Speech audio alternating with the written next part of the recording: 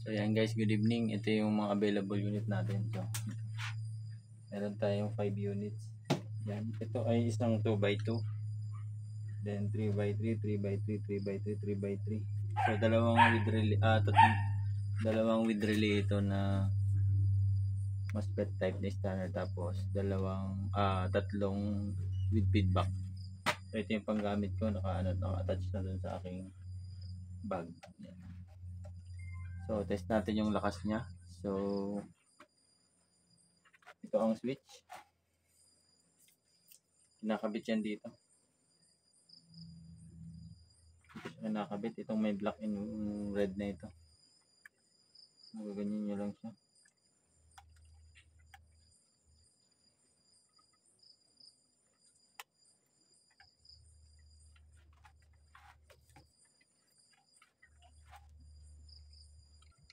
So yan guys, naikabit na natin yung ating switch. Yan, ditanggal yan. Kahit magkabaliktad, walang problema. So ito naman ang ating connected sa positive. Yan, kung makikita nyo positive. So dito rin may nakasulat yan. Sakaling mabura doon, ito, meron pa rin nakasulat. So positive. So ito ang positive na ito. So lagyan natin sa positive.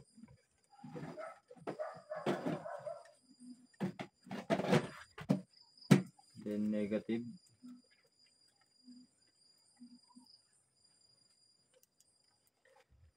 Ang kanyang negative.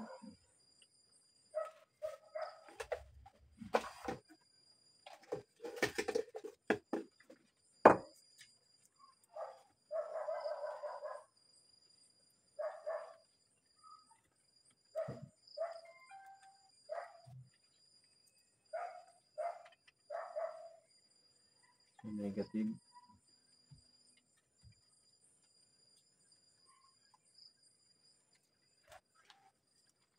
So try natin paanda rin guys.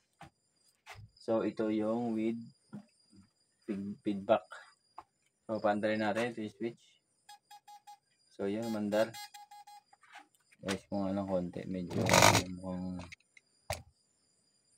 lag lang. So ayan siya. Ayan, meron siyang indicator light. Yan. So yan lang ang tunog niya. Kasi ito yung spark niya.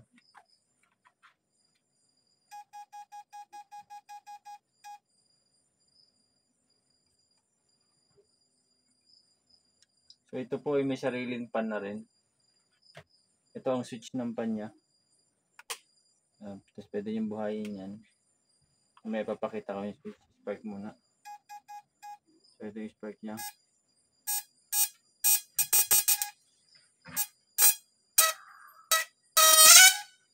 So yan yung with feedback.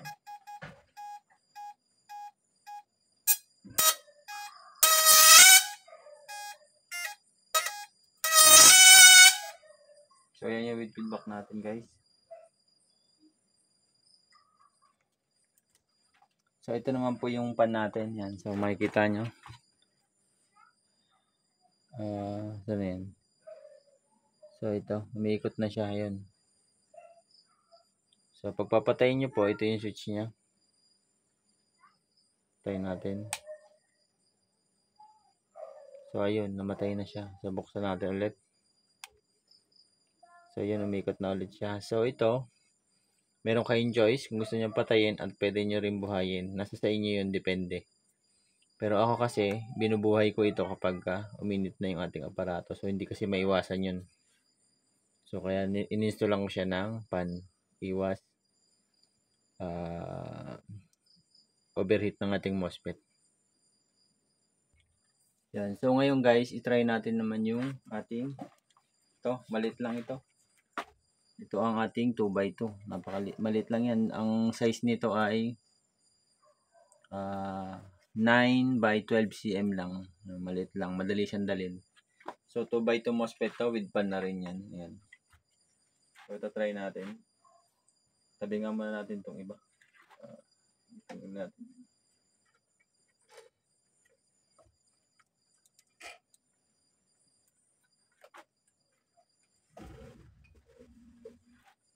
Yan. Dito na natin sa ibabaw ilalagay para kitang-kita nyo. Yan. So, positive. Meron din yan. Yan, positive. Ito yung negative niya. So, kung positive, dito to sa kabila.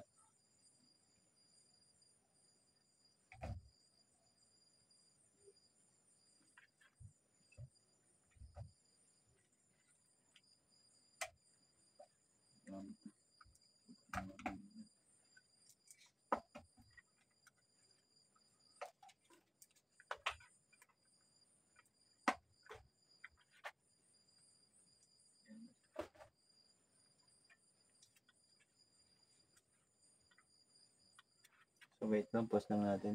So, ito nga guys yung ating 2x2. Yan. 9 cm by 12 cm ang kanyang size. Yan. So, ito yung switch. Ilawin natin. So, yun. Handa. So, ito yung spark niya guys. Try natin sa spark. So, let's start. Available tayo guys via cash on delivery. Kung gusto niyo magpa-deliver, gusto niyo yung code, available po yun. So, try natin. Spark test.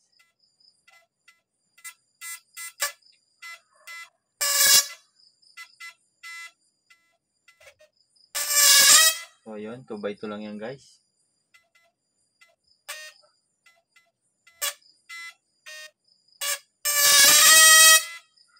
Yan, 2x2 guys. Lakas.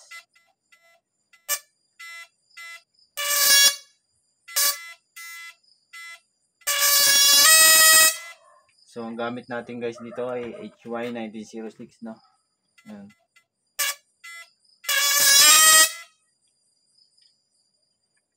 Uy, tanggal na. So, yan guys. 2x2. So, ito may pan din ito guys. Ang kanyang switch ayan dito sa gilid. Hindi kasi pare-parehas. So, ayan. Kung makikita nyo, umiikot siya. So, papatayin natin.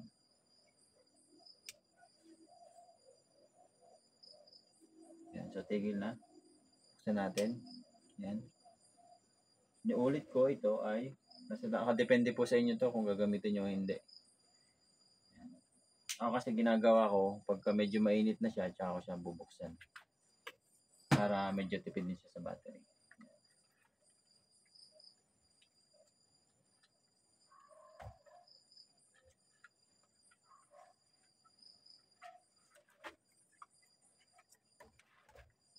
So, yun lang guys. So, i-try din natin itong aking panggamit. Sabay natin ito. Basta pag gusto nyo mag-order guys, lang kayo, message lang kayo sa akin, PM. Available tayo sa cash on delivery. Tapos meron din tayong Shopee kung gusto nyo. Available din yan. So ito. So, try natin. Balik pala. Hindi ko pala nakakabit yung switch. So ito yung panggamit ko. Nakaano na ito, nakafix na.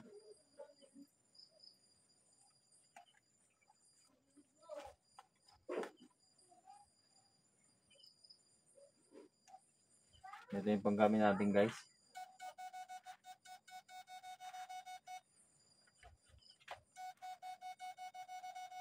So i-try din natin yung spark nito. Ito yung panggamit natin. Ito yung 4x4.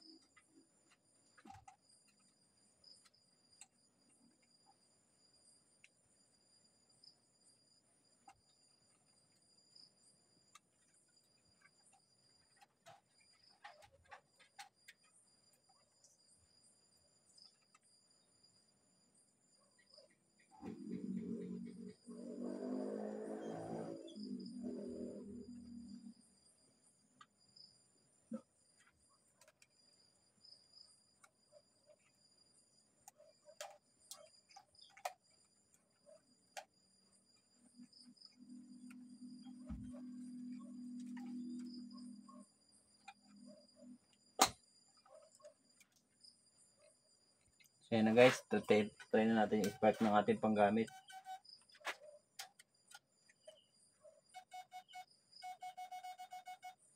So ito spark na guys, para makita nyo.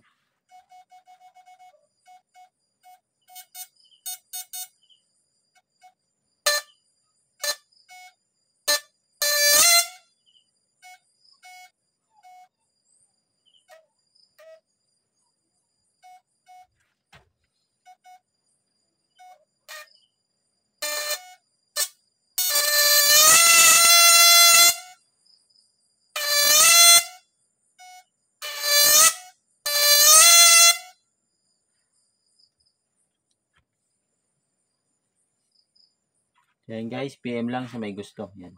Meron tayong available na 5 units. Yan o.